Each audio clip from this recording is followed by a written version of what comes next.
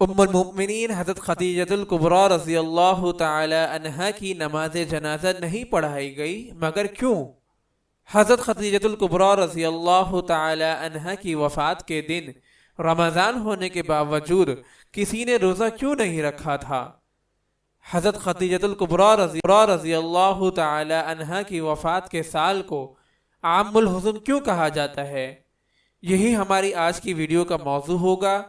آج ہم آپ کو حضرت خدیجۃ الکبریٰ رضی اللہ تعالی عنہا کی زندگی کا ایمان افروز واقعہ بتائیں گے۔ حضرت خدیجۃ الکبریٰ رضی اللہ تعالی عنہا وہ پہلی خاتون ہیں جنہیں قرآن مجید کی روح سے سب سے پہلے ام المؤمنین ہونے کا شرف حاصل تھا۔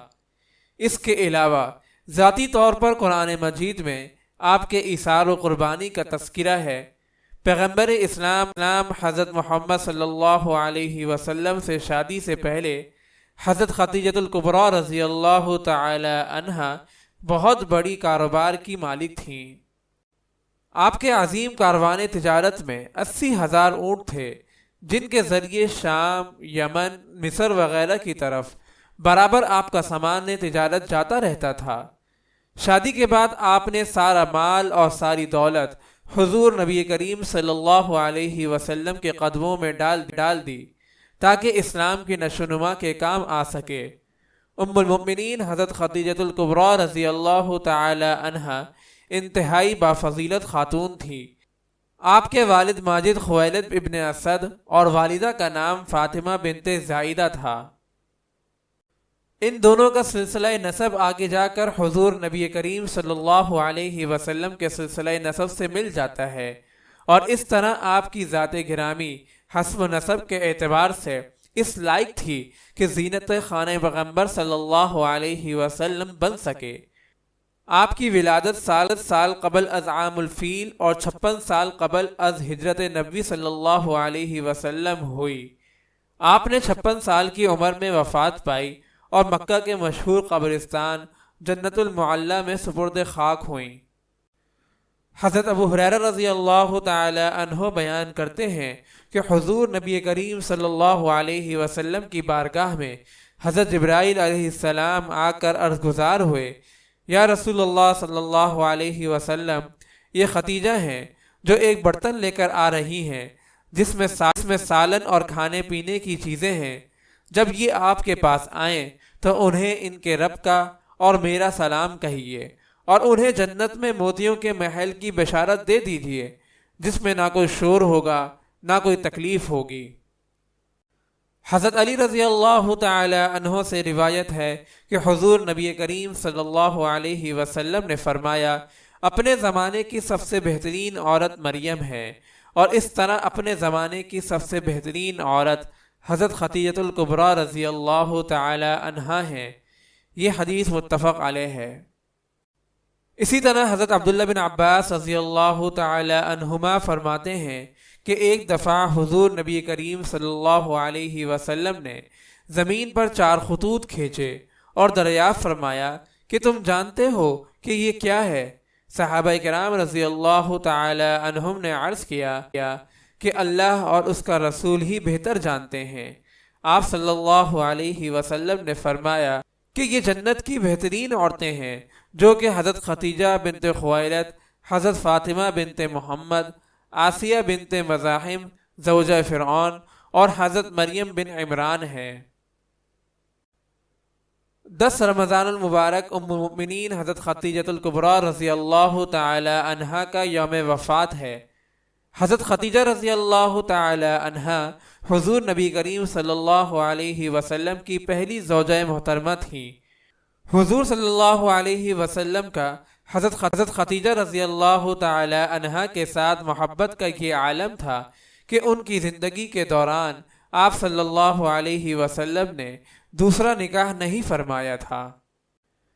حضور صلی اللہ علیہ وسلم حضرت خدیجۃ الکبریٰ رضی اللہ تعالی عنہا کے بارے میں فرماتے ہیں کہ تم سے بہتر مجھے کوئی بیوی نہیں ملی، کیونکہ انہوں نے ایمان لا کر اس وقت میرا ساتھ دیا جب کفار نے مجھ پر ظلم و ستم کی حد کر رکھی تھی۔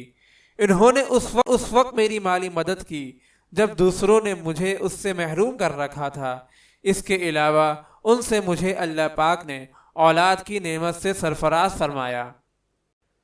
حضرت خدیجہ رضی اللہ تعالی عنہا کی حضور صلی اللہ علیہ وسلم سے بے پناہ محبت تھی، لیکن کیا آپ کے علم میں ہے کہ حضرت خدیجہ رضی اللہ تعالی عنہا کی نماز جنازہ کیوں نہیں پڑھائی گئی تھی؟